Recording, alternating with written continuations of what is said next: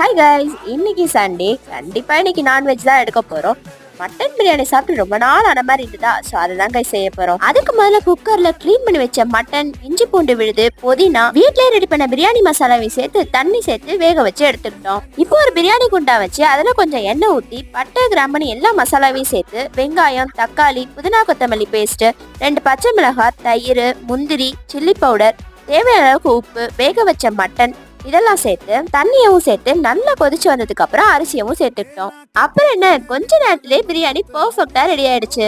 அப்புறம் மட்டன் கிரேவியும் ரெடி பண்ணியாச்சு.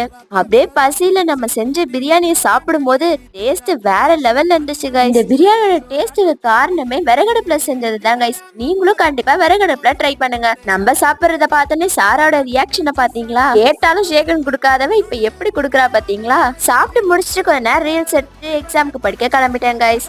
Bye bye.